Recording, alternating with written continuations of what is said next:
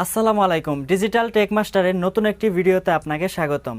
তো আজকের ভিডিওতে আমি আপনাদেরকে শেখাবো যে কিভাবে আপনারা ফেসবুকে কাস্টম ইউআরএল সেট করবেন।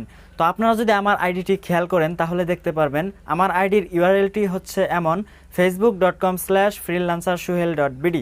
আপনিও চাইলে খুব সহজেই facebook.com/ তারপর আপনার প্রোফাইলের নাম লিখে আপনি ইউআরএল তৈরি করতে পারবেন। আর আপনি যদি আপনার ডিফল্ট ইউআরএলটি খেয়াল করেন তাহলে দেখতে পারবেন facebook.com/ বিভিন্ন ধরনের আজেবাজে সংখ্যা দেওয়া।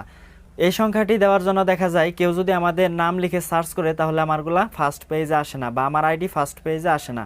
কিন্তু যখন আপনি কাস্টম ইউআরএল তৈরি করে নেবেন, আপনার নিজের নামে ইউআরএল তৈরি করে নেবেন, তখন কেউ সার্চ করলে আপনার আইডিটি সর্বপ্রথম আসবে। তো এটির অনেক উপকারিতা রয়েছে। তারপর আপনি যখন কোথাও লিঙ্ক শেয়ার করবেন তখন আপনি খুব সহজেই লিঙ্ক শেয়ার করতে পারবেন, খুব সহজেই লিঙ্কটি টাইপ করতে পারবেন। কিন্তু যখন আজেবাজে অনেকগুলো সংখ্যা থাকবে তখন কিন্তু এটা পারবেন না।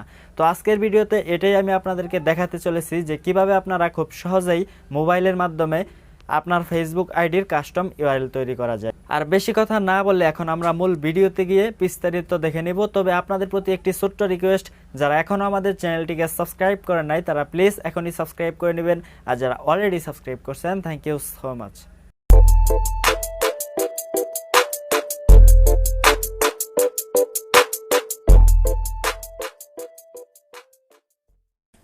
Welcome back. তো বন্ধুরা, আমি অলরেডি মোবাইল স্ক্রিনে চলে এসেছি। তো এখন আমি আপনাদেরকে দেখাবো যে কিভাবে আপনারা আপনাদের ফেসবুক অ্যাকাউন্টের ইউআরএলটি চেঞ্জ করে আপনি নতুন একটি ইউআরএল সেট করবেন।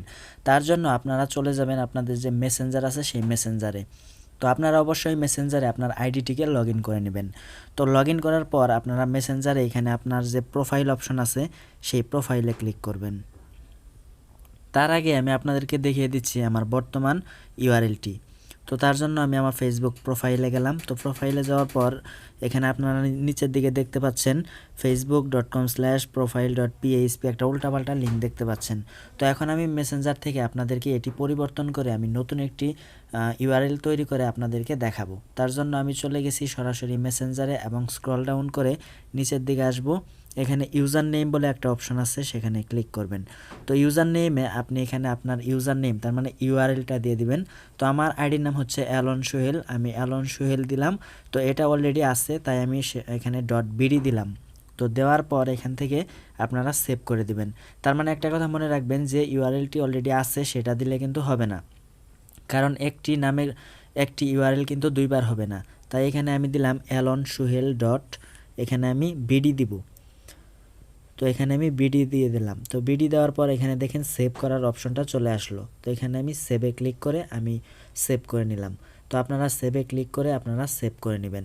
তো সেভ করার পর আবারও ফেসবুকে চলে যাব এবং এখান থেকে দেখাবো ইউআরএলটি পরিবর্তন হয়েছে কিনা। তো আপনারা দেখতে পাচ্ছেন রিফ্রেশ করা মাত্রই কিন্তু ইউআরএলটি চেঞ্জ হয়ে নতুন ইউআরএল তৈরি হয়ে গেছে। দেখতে পাচ্ছেন এখানে facebook.com/alonsohel.bd। তার মানে এখন কিন্তু আমার নতুন একটি ইউআরএল তৈরি হয়ে গেছে। তো আপনারা চাইলে এভাবে খুব সহজে আপনার ডিফল্ট ইউআরএলটিকে চেঞ্জ করে নতুন একটি ইউআরএল তৈরি করে নিতে পারেন। এই ছিল আজকের ভিডিও। সবাই ভালো থাকবেন, সুস্থ থাকবেন। আসসালামু আলাইকুম।